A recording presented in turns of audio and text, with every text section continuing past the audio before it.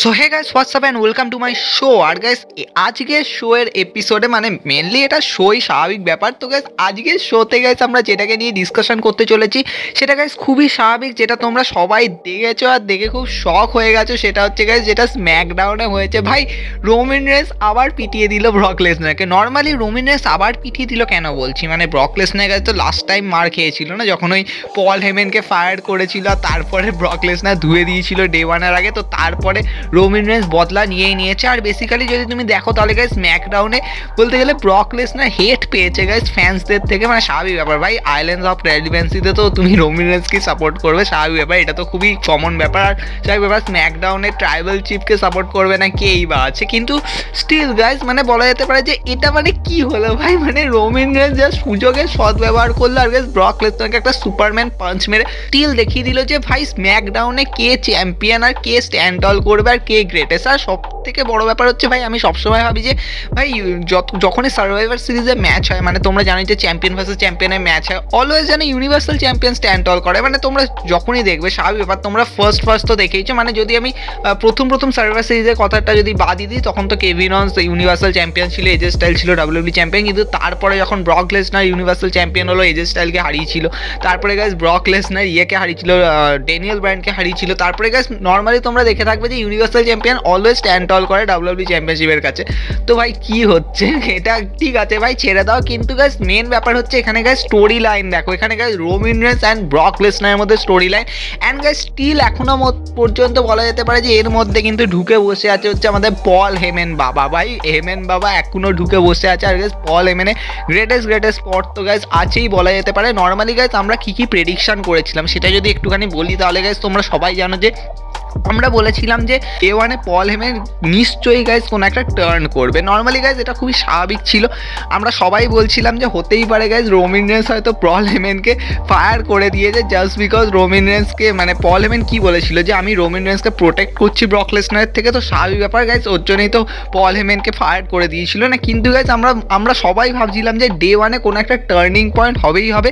আর দেখাবে গাইজ এরকম হয়তো দেখাবে যে ব্রক লেসনারের সাপোর্টে থাকবে পল হেমেন, কিন্তু সাডেনলি হয়তো টুইস্ট টার্ন করবে, মানে একদম টার্ন করে গাইস রোমান রেন্সের মানে দিকে যাবে। আর সেখানে গাইস রোমান রেন্স কোনোভাবে বলা যেতেই পারে যে ওখানেও হয়তো কোনো ইন্টারাকশন হবে, কোনো একটা ডিস্ট্রাকশন হবে, যেখানে গাইস পল হেমেনের জন্য ব্রক লেসনার হেরে যাবে। আর স্বাভাবিক ব্যাপার রোমান রেন্সের স্টিল চ্যাম্পিয়ন হয়ে যাবে, মানে স্বাভাবিক ব্যাপার গাইস আমরা সবাই জানতাম যে ডে ওয়ানেও রোমান রেন্স টাইটেল রিটেন করে দিত। তো এটা খুবই স্বাভাবিক, কিন্তু কথা হচ্ছে গাইস ভাবো যে ওই টাইমটা কিন্তু কতটা ছোট ছিল। মানে স্বাভাবিক ব্যাপার তোমরা কি দেখেছো, মানে ডে ওয়ানের আগে একটা স্ম্যাকডাউন ছিল যেটা তো এই ক্রিসমাস স্পেশাল না, হ্যাঁ একটা ক্রিসমাস স্পেশাল ছিল, একটা 31st স্পেশালের ছিল যেটা ওই নিউ ইয়ার স্পেশালের একটা স্ম্যাকডাউন ছিল। আর তার আগে স্ম্যাকডাউনটাতে তো নর্মালি ফায়ার কেসটা হয়েছিল। তো গাইজ নর্মালি ক্রিসমাস স্পেশালের যে স্ম্যাকডাউনটা ছিল সেটা তো অলরেডি রেকর্ড হয়ে গেছিলো, তো স্বাভাবিক ব্যাপার ওখানে তো কিছু করার ছিলও না।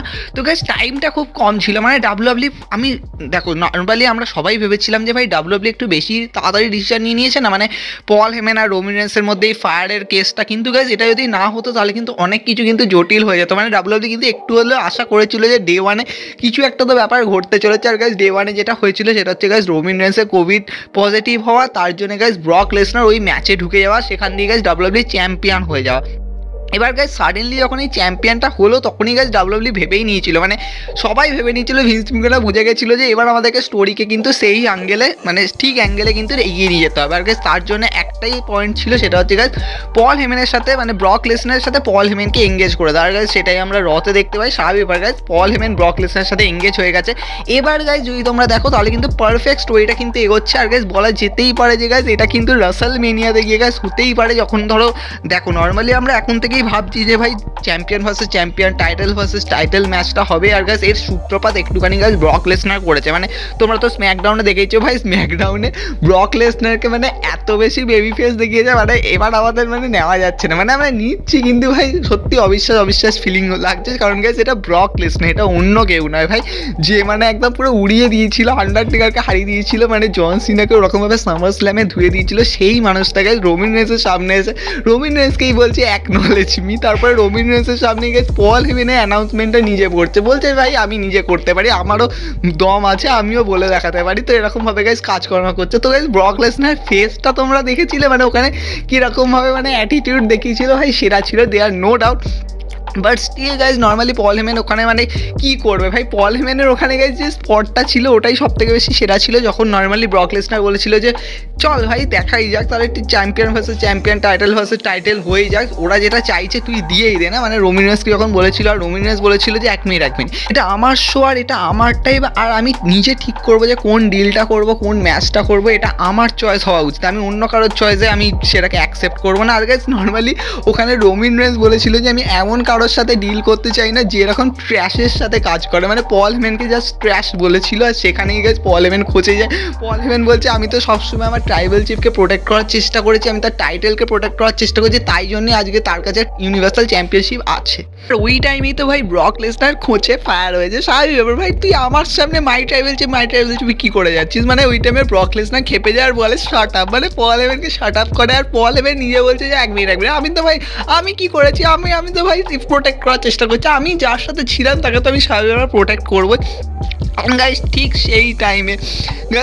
সেই টাইমে সুযোগের সদ্ব্যবহার যাকে বলে, ব্রক লেসনার একটুখানি কি ডিস্ট্র্যাক্ট হয়েছে, রোমিন রেন্স একটা সুপারম্যান পাঞ্চ মেরে দিল। তো গাইজ এইখানটা থেকে তোমরা কি মনে করছো ভাই, রোমিন রেন্সের সাথে কিন্তু এখনও পল হেমেন কি রয়েছে, তার মানে গাইজ পল হেমেন এখনও গাইজ মানে রোমিন রেন্সের ওপর মানে রেসপেক্টটা দেখিয়ে যাচ্ছে, আর ওটাই গাইজ আমরা স্ম্যাকডাউনে দেখতে পেয়েছি। অ্যান্ড গাইজ সব থেকে বড়ো ব্যাপার গাইজ, রোমিন রেন্স মানে কী বলবো, মানে পল হেমেন ডিস্ট্র্যাক্ট করেছে গাইজ, আর রোমিন রেন্স সেটাকে ইউজ করেছে আর ব্রক লেসনারের উপর অ্যাটাক করে দিয়েছে। নর্মালি গাইজ আমরা তারপরে দেখতে পাইনি যে ব্রক লেসনার পল হেমেনের ওপর কোনো কিছু মানে কিছু বলেছে কি না বলেছে, মানে শুরুতে তো মানে ঘাড়ে মানে হাত দিয়ে মানে দাঁড়িয়েছিল, কিন্তু তারপরে তো গাইজ আমরা কিছু দেখতে পাইনি। বাট স্টিল গাইজ আমাদের মনে হচ্ছে ভাই এখানে কিন্তু কোনো একটা মানে গোলমাল তো ব্যাপার তো আছেই ভাই, মানে বড় ঘোল কিন্তু ভাই পল হেমেন কিন্তু টানছে। আর গাইজ যদি বলি যে মানে অ্যাজ এ ডাব্লিউডাব্লিউ কি প্ল্যান সেট করছে, তাহলে গাইজ বলে দিই রাসেলমেনিয়াতে গাইজ এটা গাইজ নর্মালি বলা যেতে পারে যে হবে, তার কারণ গাইজ নর্মালি ডাব্লিউডাব্লিউ চেয়েই ছিল যে গাইজ একটা সিরিজ ম্যাচ প্ল্যান করার, কিন্তু গাইজ এই সিরিজ ম্যাচটা কিন্তু নর্মালি কমপ্লিট হবে না, বা বলতে পারো হতেও পারে। তার কারণ হচ্ছে গাইজ ফার্স্ট অফ অল তো তোমরা জানো যে রয়্যাল রাম্বলের জন্য অলরেডি অনেকগুলো ম্যাচ সেট হয়ে গেছে, মানে ব্রক লেসনারের ক্ষেত্রেও সেট হয়ে গেছে, রোমিন রেন্সের ক্ষেত্রেও সেট হয়ে গেছে, কিন্তু কথা হচ্ছে ভাই এদের কী হবে, মানে নর্মালি গাইজ মানে ব্রক লেসনার রোমিন রেন্সের মধ্যে গাইজ ম্যাচটা কী হবে, অনেকে বলবে যে ভাই সৌদি আরবিয়ার মধ্যে তো যেমন ক্রাউন জুয়েলে ম্যাচ হয়েছিল তো হয়েই যাক না, যেমন ফেব্রুয়ারিতে একটা তো আছে, মানে প্রবাবলি ওটা সুপার শোডাউনে হতে পারে, 19 ফেব্রুয়ারি যেটা সেট করেছে, তো ওখানে হয়ে যাক না। নর্মালি সৌদি আরবিয়াতে তো নর্মালি বড় ম্যাচ তো ডাব্লিউডাব্লিউকে ফেলতেই হবে, তো ওখানে guys Brock Lesnar versus রোমিন রেন্সের match হয়ে যাক, তো হ্যাঁ হতেই পারে, কিন্তু গাইজ দেখো এখন কিন্তু পসিবল নয়, কারণ এখন যদি গাইজ ওই ম্যাচটা করে তাহলে কিন্তু চ্যাম্পিয়ন ভার্সেস চ্যাম্পিয়ন ম্যাচ হয়ে যাবে, তাহলে কিন্তু প্রচুর খারাপ হয়ে যাবে, কারণ রাসেলমেনিয়াতে কিন্তু চ্যাম্পিয়ন ভার্সেস চ্যাম্পিয়ন, বা এমনও হতে পারে ভাই winners takes all guys match হতে পারে। আর গাইজ মোস্ট প্রবাবলি গাইজ বলা যেতে পারে যে রয়্যাল রাম্বল যে উইনার হতে চলেছে সে কিন্তু গাইজ এই ম্যাচের মধ্যে ইনক্লুড হতেও পারে, তার কারণ হচ্ছে গাইজ রোমিন রেন্স ভাবলো যে চলো ভাই আমরা একটা ট্রিপল থ্রেড ম্যাচ করে দিই।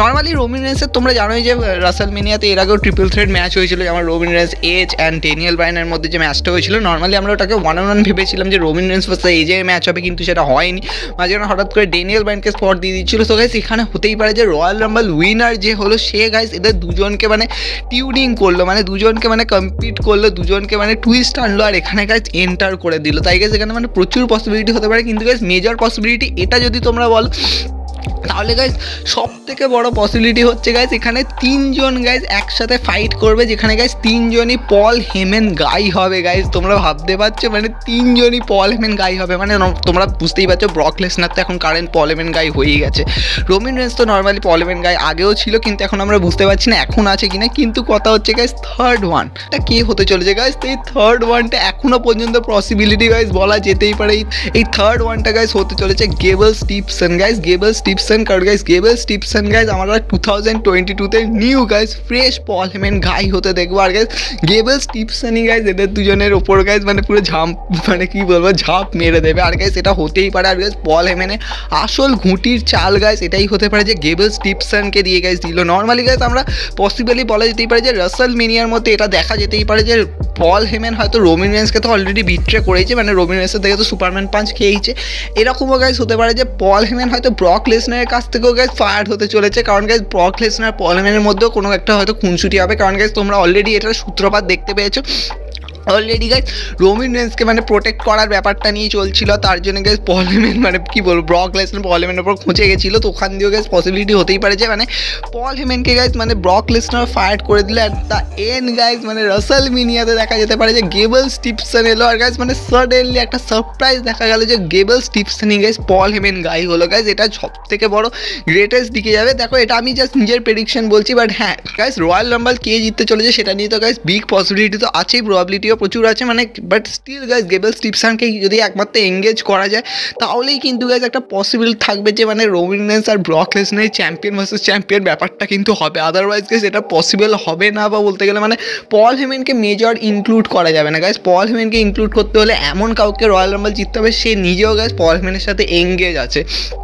তো এটা যদি গাইজ পসিবল হয় তবেই কিন্তু হবে, কিন্তু স্টিল বলা যেতে পারে যে পল হেমেনের কিন্তু বড় একটা রোল আছে, কিন্তু তোমরাও নিজেরা প্রেডিক্ট করতে পারো যে পল হেমেন কীরকম রোল করবে। আর গাইজ অলরেডি আমরা স্ম্যাকডাউনে সেটা দেখতেও পেয়েছি, বাট স্টিল গাইজ অনেক কিছু আছে। তো গাইজ আমরা শোতে এটাই ডিসকাস করলাম যে পল হেমেনের কী কী পসিবিলিটি হতে পারে। গাইজ স্টিল আমি এখনও বলবো যেটা ডে ওয়ানের সময় আমি বলেছিলাম যে পল হেমেন স্টিল গাইজ টার্ন করবে, আর সেটা গাইজ ব্রক লেসনারের ওপর গাইজ রোমান রেন্সকে স্টিল সাপোর্ট করবে। কিন্তু গাইজ যদি মানে গেবল স্টিফসনের জিততে যদি না হয়, মানে যদি একটা 1-on-1 ম্যাচ যদি রাসেল মেনিয়া হয়, তাহলে কিন্তু দেখা যেতেই পারে যে ব্রক লেসনারের এগেনস্টে গাইজ পল হেমেন গিয়ে হয়তো রোমান রেন্সকে কিন্তু সাপোর্ট করলো। আর যদি গাইজ গেবল স্টিফসন যদি রয়্যাল রাম্বল জিতে যায় তাহলে গাইজ পসিবলি বলা যেতে পারে যে গেবল স্টিফসন হবে পল হেমেনের নিউ গাই, আর গাইজ পল হেমেন স্টিল কিন্তু স্ট্যান্ড টল করে থাকবে, আর মানে শেষ হাসিটা কিন্তু পল হেমেনই হাসবে।